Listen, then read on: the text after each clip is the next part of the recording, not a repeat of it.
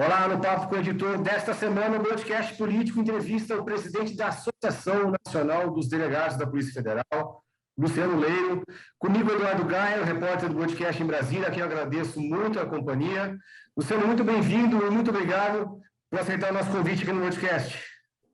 Eu que agradeço, Eduardo, Gustavo, é um prazer estar aqui com vocês. Legal. Doutor, o governo prometeu uma reestruturação das carreiras de segurança pública, mas até agora não entregou a medida e deve preferir aí por aquele ajuste, né, aquele reajuste de 5% abaixo da inflação, né, para todo o funcionalismo público, incluir a categoria nesse reajuste. Sabe que as categorias estão revoltadas, né? Isso tem saído bastante no noticiário. Qual foi o último aceno que vocês receberam do Palácio do Planalto e se é possível haver uma solução intermediária para essa questão? Bem, na verdade, houve uma promessa, né, do próprio presidente da República, né, por diversas vezes. Ele brigou, inclusive, a gente presenciou isso para que constasse no orçamento esse valor, né, de 1,7 bi para as forças de segurança da União, Polícia Federal, Polícia Rodoviária Federal, Departamento de Polícia Penitenciário, né, os policiais penais.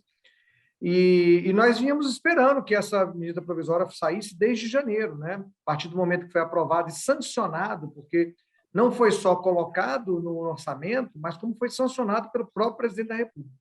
E de lá para cá a gente ficou aguardando. E, de fato, houve uma mudança de cenário, né? O presidente da República, o próprio ministro Guedes também colocaram essa questão do aumento de 5% para todos, o que deixou todas as categorias bastante tensas, né? Porque quando você cria um compromisso, você cria uma expectativa, né? E como nós já tínhamos tido muitas perdas nesse próprio governo, e o próprio presidente falou isso, dizendo que injustiças cometemos em nossas vidas, isso foi a frase que ele colocou, e que ele reconhecia isso e estaria tentando sanar alguma dessas injustiças. E, então, essa mudança, esse recuo do presidente, mais uma vez, ele realmente deixa a categoria revoltada, porque não é possível que um presidente não possa cumprir a sua palavra, né, e de valorização das forças policiais.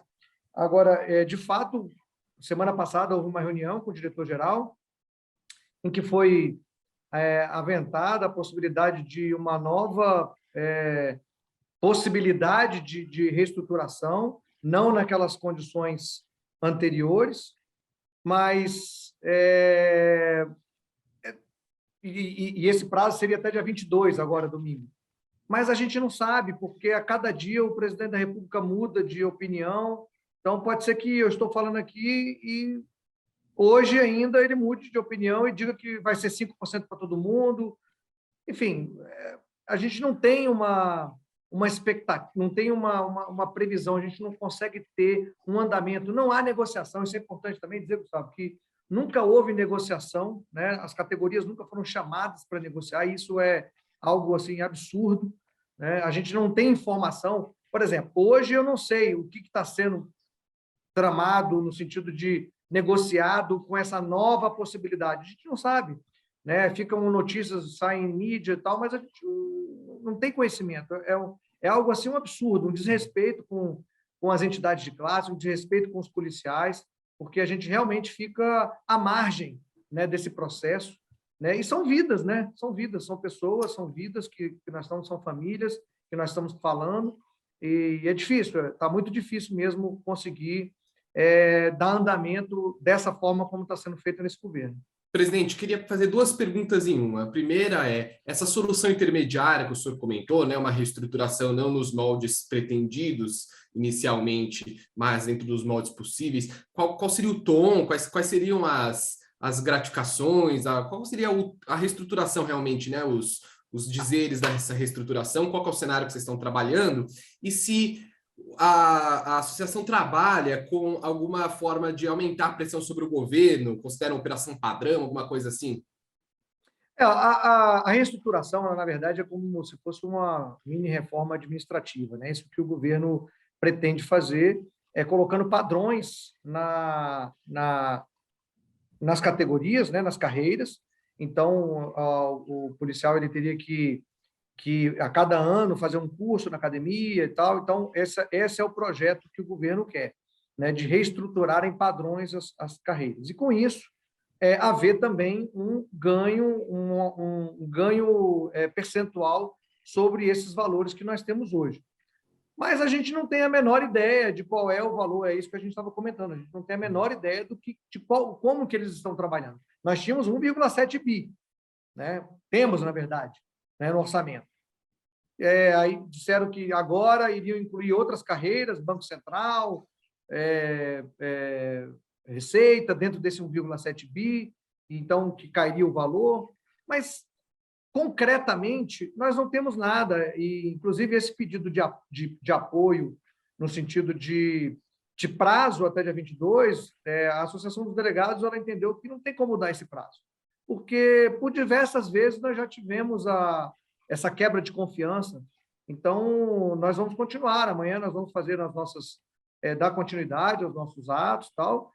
Outras entidades optaram por não fazer nenhum tipo de paralisação amanhã, né? Mas a DPF definiu que vai continuar, porque nós não temos condições de dar mais nenhuma credibilidade ao que o governo fala com relação a essas propostas. Pode ser que amanhã já mude tudo e a gente não vai ter nada. Então, tem algum tipo de paralisação, então, Luciano, em relação a coisa, já que vocês não vão esperar até o dia 22, o que vai ter de ação pressionar o governo? O que nós vamos fazer amanhã, como todas as outras categorias não vão participar, nós vamos fazer amanhã, vamos emitir uma nota. Nós temos campanha de rádio amanhã também, né, em todo o Brasil. E nós iremos fazer, todas as quintas-feiras, a gente atua na live do presidente, né? Então, nós vamos fazer esse trabalho aí nas redes sociais do presidente, os associados, vamos chamar os associados para que mandem suas mensagens, né, cobrando o compromisso do presidente da República, né? E vamos emitir uma nota amanhã também sobre alguns pontos aí que a gente acha importante. E se o governo bater o pé e decidir que o reajuste vai ser de 5%, linear, é bom lembrar que o senhor citou a questão do 1,2 bilhão, para esses 5%, o governo já está falando que necessitaria de um contingenciamento, ou seja, de tirar de algum lugar 10 bilhões para pagar todo mundo, inclusive as categorias aí que estão há mais tempo, além do reajuste linear. E se for só 5%, o que vocês acham disso, Luciano?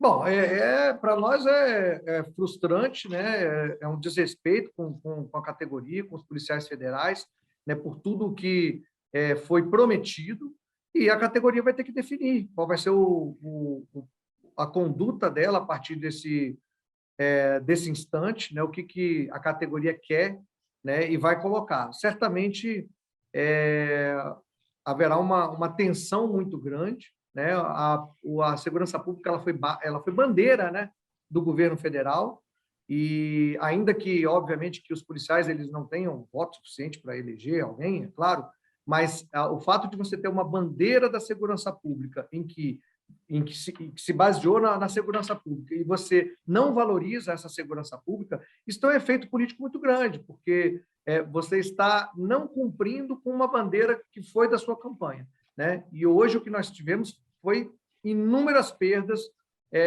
nesse governo com relação à Polícia Federal. Então, eu vou aproveitar para seguir nesse ponto, presidente, que o presidente Jair Bolsonaro, como o senhor bem disse, costuma fazer propaganda da suposta boa relação que ele tem com os policiais, com os delegados, né? Queria que o senhor dissesse qual que é a verdadeira relação do governo com a categoria nesse momento, e se o senhor enxerga um certo desembarque do bolsonarismo por parte de policiais que anteriormente apoiaram o governo na eleição do presidente Bolsonaro em 2018.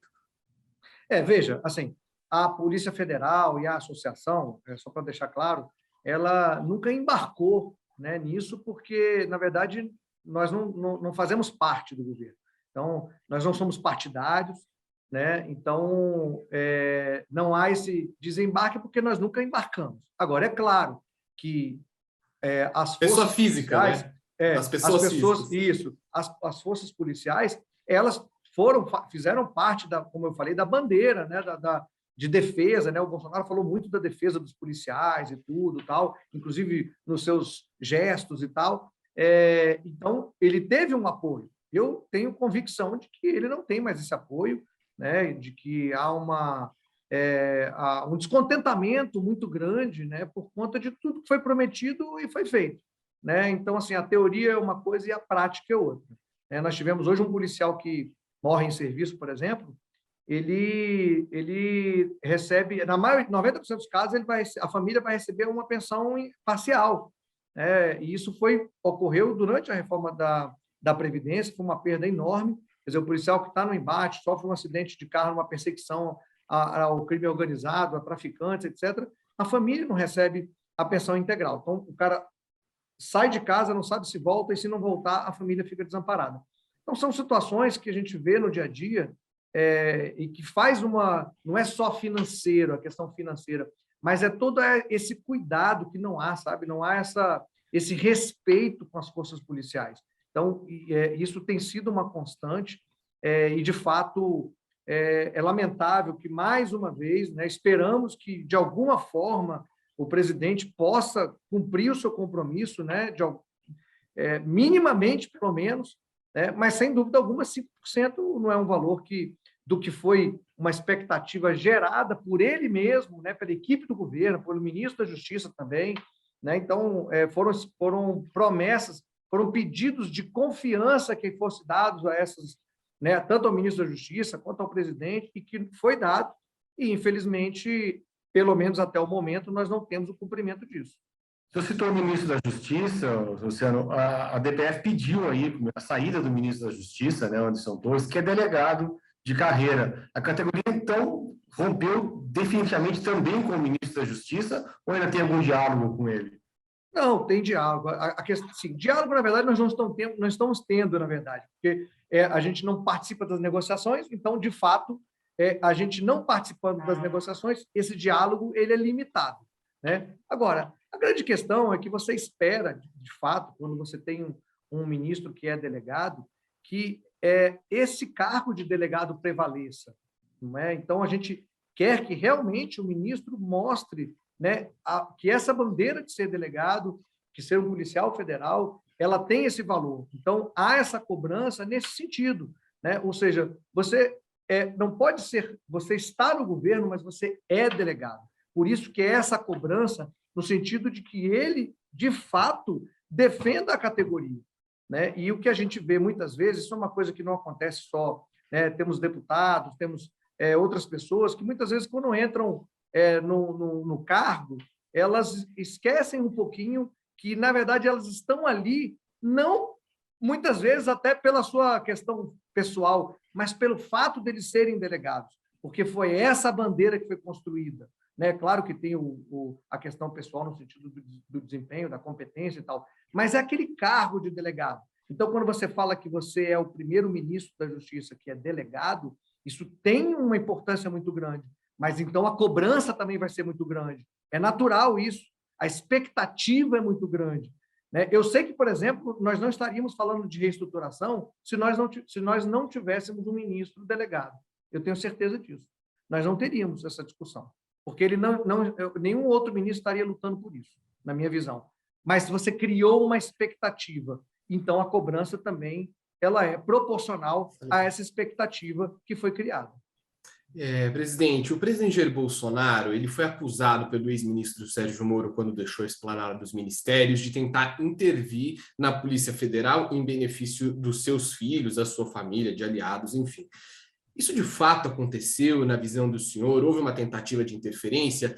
A primeira pergunta. E a segunda, como que a Polícia Federal pode se blindar de tentativas de interferência por parte do Poder Executivo, independentemente do presidente de plantão? Enfim, primeiro você tem que ter um inquérito, né? Foi feito um inquérito sobre aquelas interferências, né? Esse inquérito foi arquivado. Mas o grande ponto é que nós temos que blindar a Polícia Federal realmente, porque ela é um órgão de Estado e não de governo. Então, qualquer tipo de ilação, qualquer tipo de possibilidade, ela só vai ser bloqueada se nós tivermos um mandato para diretor-geral. É imprescindível que tenhamos um mandato para diretor-geral, que, por exemplo, o diretor-geral ele possa escolher, né, ou tirar, colocar os seus membros de segundo escalão, né, os diretores, os superintendentes, sem passar pelo o crivo da Casa Civil, né, e nem pelo Ministério da Justiça. Nós tivemos uma situação agora em Alagoas, né, em que o diretor não conseguiu tirar, pelo menos é o que foi informado, né, não conseguiu tirar um superintendente de lá. Então, isso é grave. Assim, nós não podemos ter, por isso que nós precisamos de ter, de fato, um mandato. Existem já mecanismos legislativos, né, projetos de emenda constitucional no Senado, para que mude essa forma e que a gente tenha mandato. Como outras agências têm, a Anvisa, por exemplo, né, ela tem isso, inclusive, recentemente houve um confronto e o presidente da Anvisa não pôde ser trocado, e é isso que a Polícia Federal tem que ter, para ter a disciplina, independente do governo, entendeu, Eduardo? Independente do governo. Isso, na verdade, é uma garantia até para o governo, é uma garantia de que não vai ter interferência. Seria como a presidência do Banco Central, um mandato descasado do mandato presidencial? Isso, seria descasado. O ideal, a PEC que consta lá é uma PEC de 3 anos, né, um mandato de 3 anos, que não é alternado aí com a data do mandato do presidente da República, né? Então, esse seria, eu acho que isso e essa autonomia administrativa, de forma que o diretor-geral ele possa nomear. Você veja que nós tivemos simplesmente 4 diretores gerais no mesmo governo.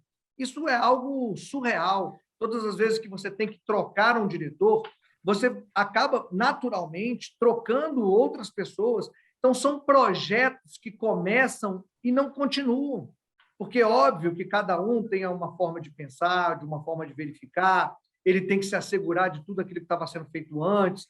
Tudo isso é uma perda de tempo. A Polícia Federal poderia estar voando ainda mais do que já faz.